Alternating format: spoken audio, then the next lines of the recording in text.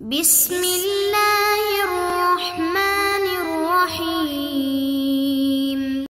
نحمده ونصلی ونسلم علی رسولہ الکریم اما بعد۔ معزز طلبہ، اللہ تعالیٰ سے امید ہے کہ آپ سب خیر و عافیت سے ہوں گے۔ سبق نمبر 161،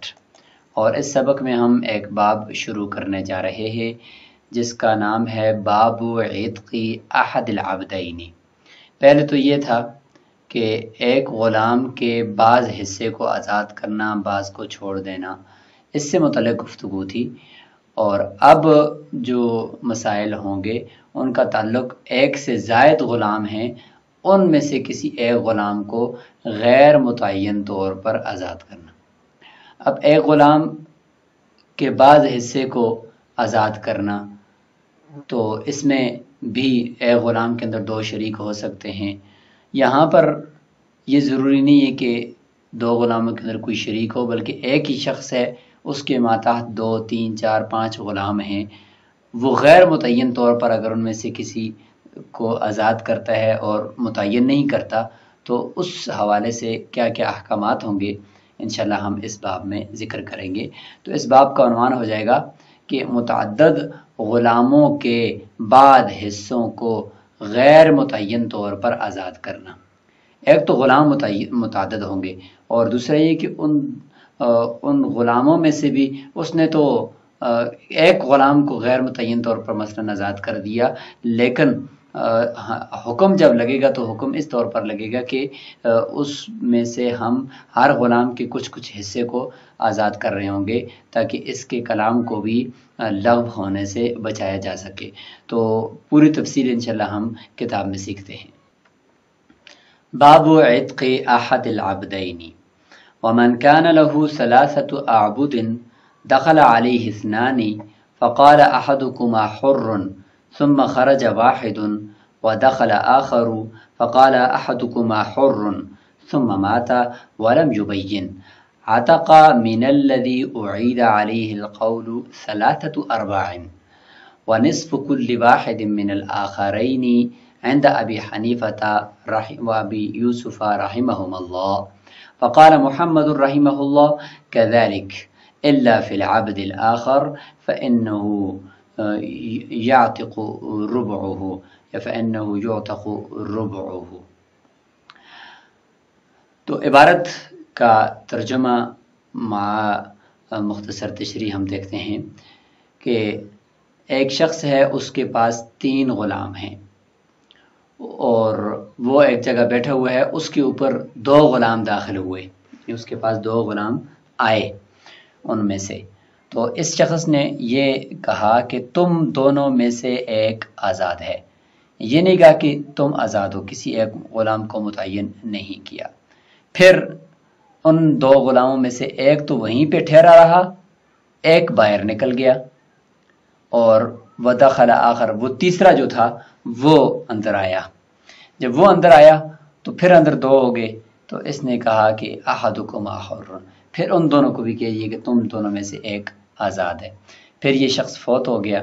اور متعین نہیں کیا اس نے کہ ان میں سے کون آزاد ہے کون نہیں ہے۔ تو اب حکم یہ ہوگا کہ یہاں پر 3 غلام ہوں گے۔ نمبر 1 الثابت، یعنی جو اندر ٹھہرا رہا، وہ باہر نکلا ہی نہیں ہے، تو اس کو کہتے ہیں الثابت۔ نمبر 2 الخارج، کہ جو پہلے 2 آئے تھے ان میں سے ایک جو باہر نکلا تھا، اس کو کہتے ہیں الخارج۔ اور تیسرا ہے الداخل، یعنی جو بعد میں اندر آیا۔ تو یہ 3 ہیں، الثابت، الخارج، الداخل۔ اب ان میں ہر ایک کے اندر ہمیں احتمال ہوگا کہ پتہ نہیں یہ آزاد ہے یا یہ آزاد ہے، کیونکہ اس نے متعین تو نہیں کیا، بس یہ کہا کہ تم میں سے ایک آزاد ہے۔ دوسری مرتبہ جب تیسرا غلام داخل ہوا تو اس کو ان میں دونوں میں سے بھی یہی کہا کہ تم دونوں میں سے کوئی ایک آزاد ہے۔ تو حکم یہ ہے کہ عتق من الذی اعید علیہ القول، کہ اس غلام سے جس کے اوپر قول کا اعادہ کیا گیا اس میں سے آزاد ہو جائے گا کیا؟ فاعل ہے عتقہ کا 3 أرباع، اس کا 3 ربع آزاد ہو جائے گا۔ اگر کل غلام کے 4 حصے کی جائیں اس میں سے 3 حصے 3 ربع وہ آزاد ہو جائیں گے جو اندر ٹھہرا رہا، اور ونصف کل واحد من الاخرین، اور جو دونوں دوسرے ہیں ایک داخل اور ایک خارج، ان کا نصف حصہ ہر ایک کا آزاد ہو جائے گا۔ یہ ہے شیخین کے نزدیک، اور امام محمد رحمہ اللہ کے نزدیک کذالک اسی طریقے سے ہے کہ اندر جو ثابت ہے اس کا 3 ربع آزاد ہوگا، اور جو خارج ہے اس کا نصف آزاد ہوگا، لیکن الا فی العبد الاخر یا الا فی العبد الاخر بھی ہم اس کو پڑھ سکتے ہیں کہ آخر میں جو غلام اندر داخل ہوا ہے تو اس کا کے بارے میں امام محمد رحمہ اللہ فرماتے ہیں کہ اس کا نصف آزاد نہیں ہوگا، فَإِنَّهُ يُعْتَقُ رُبْعُهُ یا إِنَّهُ يَعْتِقُ رُبْعُهُ، اس کا ربع آزاد ہوگا، نصف اس کا آزاد نہیں ہوگا۔ اس پورے متن کا خلاصہ ایک نظر ہم دیکھ لیتے ہیں۔ مثلا یہ ایک مکان ہے اور اس کے اندر یہ ایک شخص بیٹھا ہوا ہے جس کا نام ہے خالد۔ خالد یہاں بیٹھا ہوا ہے اور اس کے ہیں 3 غلام، نمبر 1 زید، نمبر 2 عمر، اور نمبر 3 بکر۔ یہ اس کے 3 غلام ہیں۔ ان میں سب سے پہلے زید اس کے پاس اندر داخل ہوا، اس کے بعد پھر عمر داخل ہوا۔ تو جب یہ 2 داخل ہو گئے تو اس نے یعنی خالد نے کہا کہ احدکما حر، تم دونوں میں سے کوئی ایک آزاد ہے۔ اب یہ بات اس نے کر دی۔ اس کے بعد عمر جو ہے وہ باہر نکل آیا، تو اب زید کا نام ہے جی الثابت، یہ اندر ہی ٹھہرا رہا، اور عمر ہے الخارج، یہ باہر نکل آیا، اور بکر جو تھا وہ اندر داخل ہوا، یہ تیسرا غلام تھا۔ اور پھر اس خالد نے کہا احدکما حر، ان دونوں کو کہا تم میں سے دونوں میں سے کوئی ایک آزاد ہے۔ تو اب اگر آپ غور کریں تو یہ جو زید ہے اس کو اور عمر کو جب اس نے کہا تھا کہ تم دونوں میں سے ایک آزاد ہے، ظاہر متعین تو نہیں کیا، اسی طریقے سے وہ مر گیا ہے، تو ہم اس طرح کریں گے کہ سب سے پہلے ہم یہ کہتے ہیں کہ یہ غیر متعین طور پر ہم اس طرح کر لیتے ہیں کہ بھئی نصف اس کا آزاد ہے یعنی زید کا، اور نصف عمر کا آزاد ہو چکا ہے، کیونکہ ہم یہ نہیں کہہ سکتے کہ عمر آزاد ہے، کیا پتہ زید کے بارے میں کہا ہو، یہ بھی نہیں کہہ سکتے کہ زید آزاد ہے، کیا پتہ اس نے عمر کے بارے میں کہا ہو، لہٰذا ہم اس طرح کرتے ہیں کہ نصف اس کا آزاد کر لیتے ہیں زید کا، اور نصف عمر کا۔ تو زید کا ہو گیا ہے نصف، اور عمر کا بھی نصف آزاد ہو گیا ہے۔ اس کے بعد زید چونکہ اندر ہی تھا اور بکر داخل ہوا، پھر اس نے یہ کہا کہ احدکما حر، کہ تم دونوں میں سے کوئی ایک آزاد ہے، اور متعین نہیں کیا۔ تو اب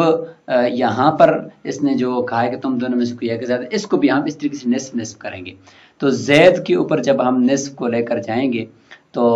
زید کا ایک نصف تو پہلے سے آزاد ہو چکا ہے، لہٰذا اس دوسرے مرتبہ جو نصف زید کے حصے میں آئے گا وہ نصف زید کے کل کے اوپر تقسیم ہوگا نا، دونوں نصفوں کے اوپر۔ جب وہ دوسرا نصف زید کے دونوں نصفوں پر جب تقسیم ہوگا تو زید کا ایک نصف تو پہلے سے آزاد ہو چکا ہے، پہلے ایجاب سے آزاد ہوا ہے، تو اس کے حصے میں اس دوسری مرتبہ کا جو ایجاب ہوا ہے تو اس کے کا جو نصف آئے گا تو وہ نصف چونکہ زید کے دونوں نصفوں پر تقسیم ہوگا تو اس نصف کا یعنی گویا کہ ایک ربع زید کے ایک حصے میں آئے گا اور دوسرا ربع وہ زید کے دوسرے نصف کے مقابلے میں آئے گا۔ تو جو ربع زید کے اس نصف کے مقابلے میں آئے گا کہ جو نصف زید کا پہلے سے آزاد ہو چکا ہے، تو لہذا آزاد کو دوبارہ آزاد تو نہیں کیا جا سکتا، تو لہذا وہ والا جو ربع ہوگا یہ دوسرے ایجاب سے وہ لغو ہو جائے گا۔ جب وہ لغو ہو گیا پیچھے رہ جائے گا دوسرا وہ نصف جو زید کا ابھی تک آزاد نہیں ہوا، اس نصف کے مقابلے میں دوسرے ایجاب سے ربع، تو یہ ہو جائے گا یہاں پہ ایک ربع۔ تو نصف پہلے ایجاب سے زید کا آزاد ہوا اور ربع دوسرے ایجاب سے آزاد ہوا، تو اس طریقے سے کر کے زید کے آزادی 3 ربع بن گئی ہے، یعنی اس کے اگر 4 حصے کیے جائیں تو 3 ربع اس کے آزاد ہو چکے ہیں۔ اور ظاہر عمر کا ابھی تک نصف ہی ہے اور بکر کا وہ بھی نصف ہی ہے، کیونکہ بکر کو ابھی اس نے کہا ہے کہ احدکم حر، تو نصف اس کے مقابلے میں نصف زید کے. تو زید کا معاملہ ذرا تھوڑا پیچیدہ تھا کہ زید کا جو دوسرے ایجاب سے نصف ملا ہے آزادی، وہ آزادی ہم تقسیم کریں گے زید کے دونوں نصفوں پر. تو زید کا وہ نصف جو پہلے ایجاب سے آزاد ہو چکا ہے، اس کے مقابلے میں گویا کہ دوسرے ایجاب سے ایک ربع آئے گا. تو وہ ربع تو پہلے سے چونکہ آزاد و لغو ہو گیا، ایک ربع باقی بچ کے، تو وہ ربع بھی زید کے دوسرے نصف کے ساتھ جوڑیں گے تو اس میں سے ایک ربع آزاد ہو جائے گا، تو 3 ربع زید کے بن جائیں گے. تو یہ ہے پورا مسئلہ جس کا یہ خلاصہ ہے. اب ہم اس کو کتاب میں سمجھتے ہیں. تو یہ تھا پورا متن. اس میں صرف امام محمد رحمہ اللہ فرماتے ہیں کہ یہ جو آخر میں آیا ہے مطلب بکر، تو اس بکر کا نصف آزاد نہیں ہوا بلکہ بکر کا ربع آزاد ہوا ہے. اب ہر ایک کے دلائل دیکھتے ہیں. اما الخارج، جو باہر نکل گیا تھا یعنی عبر، فلی اس کا نصف آزاد ہوگا. فلی ان الایجاب الاول دائر بینہ و بین ثابت، کیونکہ جو پہلا ایجاب ہوا ہے کہ تم دونوں میں سے کوئی ایک آزاد ہے، یہ ایجاب کا جملہ یہ دونوں کے درمیان دائر ہے، یعنی اس خارج کے درمیان، باہر نکلنے والے کے درمیان، اور اندر ثابت جو بیٹھا ہوا ہے زید، اس کے درمیان یہ دائر ہوا ہے. لہٰذا وہو الذی، فرماتے ثابت وہ ہے کہ الذی اعید علیہ القول، جس کے اوپر دوسرا ایجاب کا جو قول ہے اس کا بھی اعادہ کیا گیا کیونکہ وہ اندر ہی ٹھہرا ہوا تھا. فاوجب عتق رقبۃ بینہما، تو لہٰذا پہلے ایجاب نے ایک رقبہ کی آزادی کو ان دونوں کے درمیان ثابت کر دیا، لاستوائہما، دونوں کے برابر ہونے کی وجہ سے. تو لہٰذا فیصیب کل منہما النصف، بس ہر ایک کو نصف نصف ملے گا کیونکہ اس نے متعین نہیں کیا. غیر ان الثابت، لیکن ساتھ ہی فرماتے ہیں کہ الثابت یعنی جو اندر ٹھہرا ہوا تھا زید، اس نے استفاد بالایجاب الثانی ربعا آخر، اس نے دوسرے ایجاب سے بھی ایک اور ربع آزادی حاصل کر لی، تو اس وجہ سے اس کا 3 ربع ہو گیا. لأن الثانیہ دائر بینہ و بین الداخل، کیونکہ جو ثانی ایجاب ہے وہ اس ثابت اور بعد میں داخل ہونے والا جو بکر ہے اس کے درمیان وہ دائر ہے. لہذا فیتنصف بینہما، تو یہ ان دونوں کے درمیان نصف ہو جائے گا دوسرا ایجاب. غیر، لیکن یہ کہ ان الثابت استحق نصف الحریت بالایجاب الاول، لیکن جو اندر ٹھہرا ہوا جو ثابت تھا یعنی زید، اس نے تو پچھلے ایجاب سے یعنی پہلے ایجاب سے بھی نصف آزادی حاصل کر لی تھی. تو لہذا فشاع النصف المستحق بالثانی فی نصفیہ، تو اس کا وہ نصف جو دوسرے ایجاب سے اس کو ملا ہے وہ نصف پھیل جائے گا، شاع یعنی مشترک ہو جائے گا، فی نصفیہ زید یعنی الثابت کے دونوں نصفوں کے اندر. لہذا فما اصاب المستحق بالاول، پس پہلے ایجاب سے جو اس کو آزادی ملی تھی یعنی نصف حصے کی، تو اس کے حصے میں جو دوسرے ایجاب کا حصہ آئے گا یعنی ایک ربع کم از کم لغا، وہ لغو ہو جائے گا. وما اصاب الفارغ بقیہ، اور جو حصہ زید کا ابھی تک فارغ تھا یعنی آزاد نہیں ہوا تھا، اس کے حصے میں دوسرے ایجاب سے جو نصف کا نصف یعنی ربع آئے گا، تو فرماتے ہیں کہ بقیہ وہ باقی رہ جائے گا اور وہ ہے ربع. فیکون له الربع، لہذا اس کو دوسرے ایجاب سے ربع ملے گا. فتمت له ثلاثۃ الارباع، تو اندر جو ثابت تھا اس کے 3 ربع آزادی ہو چکی ہے. وَلِأَنَّهُ، اگرلی ایک اور دلیل دے کر آپ کو بات سمجھا رہے ہیں کہ جو اندر ثابت اس کو 3 حصے اس کی آزادی ہو چکی ہے، اور جو باہر کے ہیں خارج اور داخل ان کی نصف نصف ہو چکی ہے. تو فرماتے ہیں کہ لو ارید ہوا بالثانی یعتق نصفہ، دلیل یہ دیتے ہیں کہ اگر یہ جو دوسرا ایجاب ہے اس سے مراد اگر ہم یہ کہیں، جب اس نے کہا تھا دوسری مرتبہ زید اور بکر کو کہا تھا کہ احدکما حر، تم دونوں میں سے کوئی ایک آزاد ہے، فرماتے ہیں کہ اگر اس ایجاب سے ہم ہوا یعنی اسی اندر جو ٹھہرا ہوا زید ہے ثابت، اسی کو اگر ہم مراد لے لیتے تو یعتق نصفہ، تو اس کا دوسرا نصف بھی آزاد ہو جاتا. پہلے ایجاب سے ایک نصف آزاد ہوا، دوسرے ایجاب سے وہ نصف بھی آزاد ہو جاتا کیونکہ اس کو کہا ہے نا، تو لہٰذا وہ متعین ہو جاتا. وَلَوْ أُرِيدَ بِهِ الدَّاخِلِ، اور اگر مراد لیا جائے دوسرے ایجاب سے داخل غلام، یعنی وہ غلام جو تیسری مرتبہ یعنی بعد میں اندر انٹر ہوا تھا، تو اس داخل کو اگر مراد لیں کہ بھائی اس کو کہا ہے کہ تو آزاد ہے، اگر اس کو ہم مراد لے رہے ہیں تو لا یعتق ھذا النصف، لہٰذا اس صورت میں پھر وہ جو ثابت ہے اندر ٹھہرا ہوا زید، اس کا دوسرا نصف آزاد نہیں ہونا چاہیے. تو لہٰذا متعین تو کوئی بھی نہیں ہے کہ ہم یہ ثابت مراد لے لیں دوسری ایجاب سے، یا یہ جو ابھی باہر سے داخل ہونے والا ہے یہ مراد لے لیں، یا متعین نہیں ہے تو فیتنصف، لہٰذا نصف تو اس کا آزاد ہو جاتا اگر یہ بات ہوتی، تو لہٰذا اگر نصف آزاد ہو جاتا تو ہم اس نصف کا بھی نصف کر لیتے ہیں، تو فیاتق منہ الربع بالثانی، تو لہٰذا دوسری ایجاب سے اس کا نصف کا بھی نصف یعنی ربع آزاد ہو جائے گا۔ تو یہ ایک عقلی دلیل ایک اور طریقے سے ہمیں سمجھائی گئی ہے کہ جس میں بتایا گیا کہ جو اندر ثابت ہے اس کا پہلے ایجاب سے نصف آزاد ہوا، دوسرے ایجاب سے ربع آزاد ہوا، والنصف بالاول، اور نصف اس کا پہلے ایجاب سے ہوا تو اس کے کل 3 ربع ہو جائیں گے۔ اما داخل، جہاں تک بات ہے کہ بعد میں داخل ہونے والا جو تیسرا غلام ہے اس کی، تو اس حوالے سے امام محمد رحمہ اللہ کا اختلاف ہے، وہ فرماتے ہیں کہ اس کو ربع ملے گا، اس کو نصف آزادی نہیں ملے گی۔ کیوں؟ اس لیے فرماتے ہیں کہ لما دار الایجاب الثانی بینہ و بین الثابت، جب ایجاب ثانی جو ہوا تھا وہ اس داخل کے درمیان اور اندر جو ثابت غلام ہے اس کے درمیان وہ دائر تھا اور اس کے درمیان ہوا تھا، وقت اصاب الثابت منہ الربع، اور ثابت یعنی جو اندر پہ ٹھہرا ہوا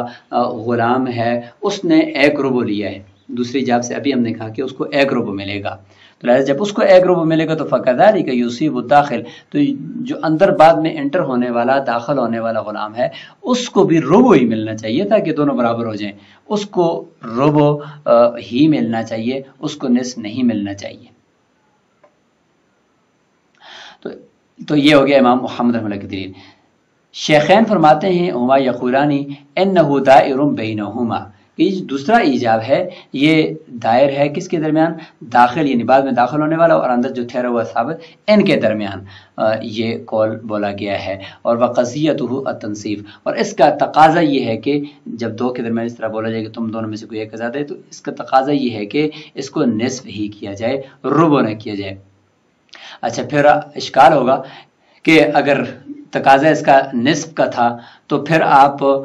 ثابت کے بارے میں یعنی جو ثابت غلام ہے اس کے بارے میں ربع کی طرف کیوں گئے؟ فرماتے ہیں انما نزل الی الربع فی حق ثابت، ثابت کے حق میں ربع کی طرف ہم اس لیے گئے لاستحقاقہ النصف بالایجاب الاول، کیونکہ وہ پہلے ایجاب سے نصف کا مستحق ہو چکا تھا، اس لیے ہم نے دوسرے ایجاب سے اس کو ربع دے دیا، کیونکہ جب نصف اس کو ملا وہ اس کو ہم نے تقسیم کیا اندر والے یعنی ثابت غلام کے حصوں پر، تو جو حصہ اس کا آزاد ہو چکا تو اس کے مقابلے میں جو دوسرے ایجاب سے ربع آیا تھا وہ تو لغو ہو گیا، اور جو اس کے اس حصے کے مقابلے میں آیا تھا جو حصہ اس کا آزاد نہیں ہوتا تو اس کے مقابلے میں جو دوسری ایجاب سے ربع آیا تھا، اس لیے ہم ربع کی طرف گئے اور وہ ربع باقی بچ گیا تھا۔ ولا استحقاق للداخلی من قبل، اور جہاں تک بات داخل کی ہے جو بعد میں داخل ہوئے اندر، تو اس کا تو داخل ہونے سے پہلے کوئی استحقاق ہی نہیں تھا، اس لیے ہم نے فیثبت فیہ النصف، اس میں نصف ثابت کر دیا۔ اور جو اندر انٹر ہوا ہے اور اندر ہی ٹھہرا ہے، پہلے ایجاب سے بھی اندر تھا اور بعد میں بھی تھا، وہ جو زید ہے وہ چونکہ ثابت ہے تو لہذا اس کو نصف پہلے مل چکا ہے، تو اب دوبارہ اس کو نصف نہیں ملے گا بلکہ ربع ملے گا۔ تو یہ ہے جی امام محمد اور شیخین رحمہم اللہ کا اختلاف اس مسئلے کے اندر، اور اس مسئلے کو ہم یہیں پہ ہی بس مکمل کر لیتے ہیں۔ اسی مسئلے کا کچھ حصہ جو یعنی اسی کو ہم اس کی شکل بدل جائے گی اور وہ ہوگا جی وصیت سے متعلق، یہی مسئلہ ہوگا لیکن ہوگی وصیت، پھر یہی مسئلہ ہوگا پھر ہوگی طلاق، تو لہٰذا ہم اس حوالے سے انشاءاللہ اگلے سبق کے اندر آپ سے گفتگو کرتے ہیں۔ السلام علیکم ورحمۃ اللہ۔